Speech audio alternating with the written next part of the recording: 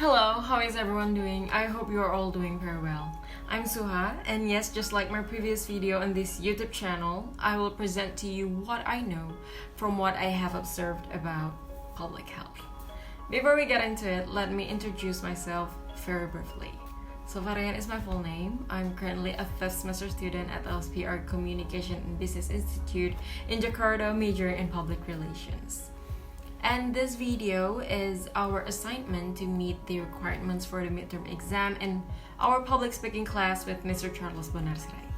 Alright, first thing first, I'm going to give you my 2 cents about public health in general, which is based on research obviously, and I'm pretty sure we are well aware of its meaning. For a simpler illustration, I bet you know the health messages in the form of advertisements you hear on the radio, you watch on TV, you also can find them on banners on the highway.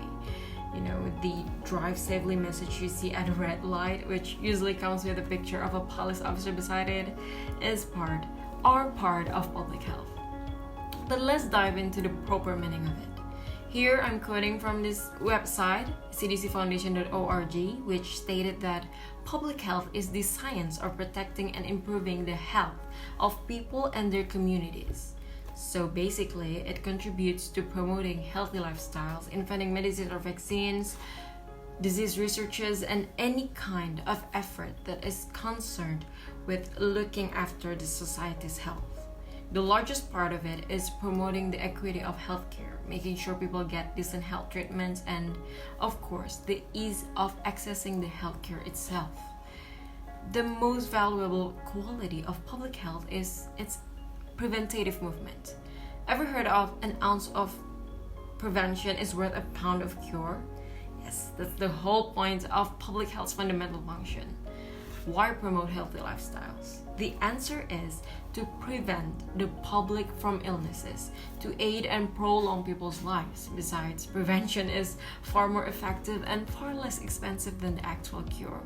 Also, with the existence of public health, detecting a disease will be easier, and it will give scientists access and time to find the right cure. Now, let's talk about the real case of public health.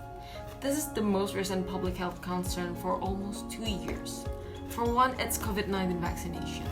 It has been the talk of the town since its first news in 2020, and now that it has been widely distributed. How all the health frontliners have been campaigning for people to get vaccinated and doing the most with any efficient ways to socialize it to the public.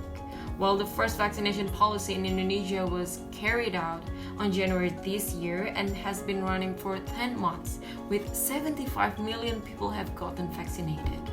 We have reached this milestone owing to the hard work of the many parties involved in the socialization for the COVID-19 vaccination. Starting from eradicating hoaxes to socializing it through public figures who play a major role in influencing the perspective of the wider public. One of the efforts is the COVID-19 vaccination campaign that was done by the Minister of Health on Instagram. As what I have mentioned in the previous video, we have made a public health journal, and the research method we will be using in this journal is a qualitative approach, where we will conduct an in-depth observation on how the Minister of Health spreads awareness about COVID-19 vaccination through social media, specifically Instagram. We have analyzed that the Minister of Health used some of the most effective methods in their social media campaign. To begin with, let's discuss how the Minister of Health's Instagram page truly encourages the audience to get vaccinated as soon as possible by creating persuasive posts such as collaborating with trustworthy figures like doctors to assure that public that the vaccine is safe. Also, provides latest information about the COVID-19 vaccination, which concludes how Indonesia's achievements in the eyes of the world in terms of distributing vaccines. The Minister of Health also used creative ways of promoting the safety of the vaccine by posting fun illustrations of people converse about the vaccine, which will be easily consumed and understood by most people.